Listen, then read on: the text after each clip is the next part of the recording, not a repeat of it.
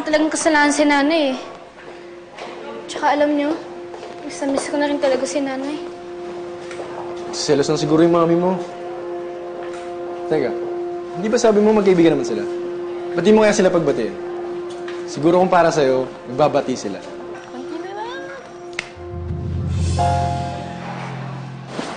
Andiyan na naman sila.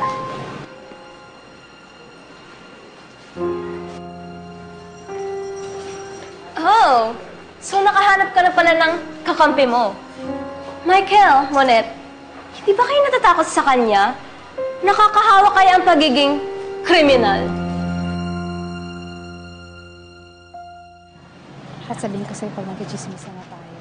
Pwede ka tumitin.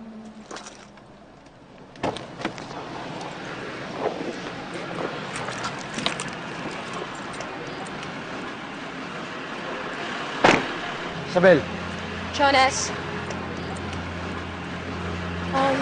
maraming salamat at tinawagan mo ako. Alam ko baka nahihiya lang si Catherine sa akin. Gusto ko kasi iparamdam sa kanya na walang pinagbago yung relasyon naming dalawa. Sige, hanapin ko lang si Catherine na. Tapos sasabihin ko sa kanya na nandito ka na. Salamat. Siya yung nakapatay.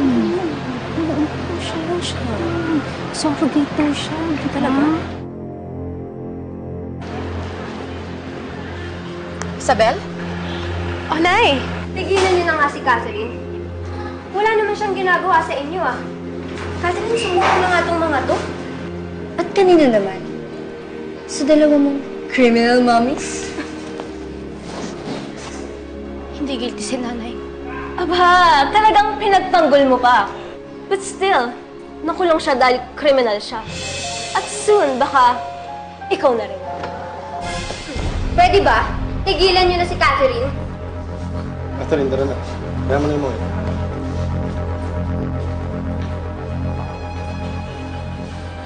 Anong ginagawa mo dito? Sinabi sa akin ni Jonas na nandito ka daw. Sinadya ko talagang pumunta dito para mag-sorry. Sinira ko ang buhay mo dahil sa maling akala. At hindi ko alam kung paano ako babawi sa'yo. Pero ang alam ko lang ngayon ay mag-sorry. At ipanalangin ka na sana makabangon ka ulit. Kapatid ni Ate Pining yun ah. Yung dating katulong namin. Wala ka naman kasalanan, Onay. Ginawa mo lang naman kung ano ang iniisip mong tama. Saka nabulungan ka ng mga taong may mga masasamang intensyon. Maraming salamat at nag-sorry ka. Pinapatawad na kita. Maraming salamat, Isabel. Maraming salamat.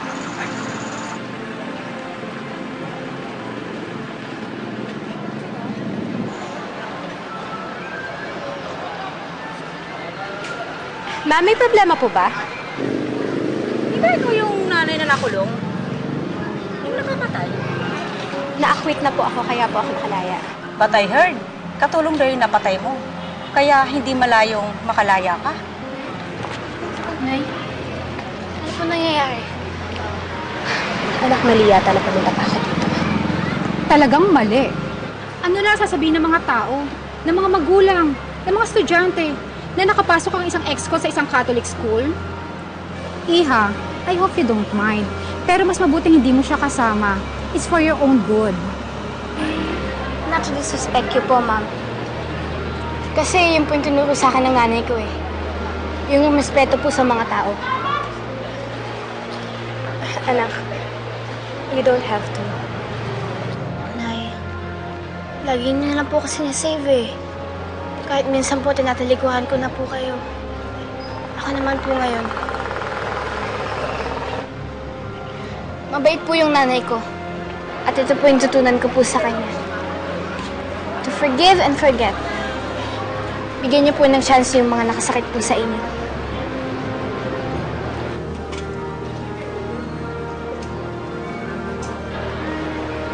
Okay lang po. Pero gusto ko po pala sanang ipakilala po sa inyo yung nanay ko.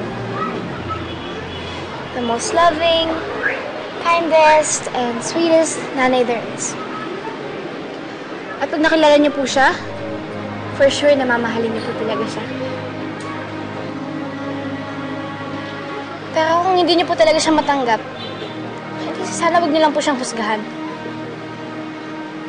Lalo-lalo na po kung hindi niyo naman po siya bibigyan ng chance na magpakilala po siya sa inyo. Wala pong kasalanan si nanay. Pero alam niyo po, sa ginagawa niyo, sino pong mas tingin yung nakakayang kasama?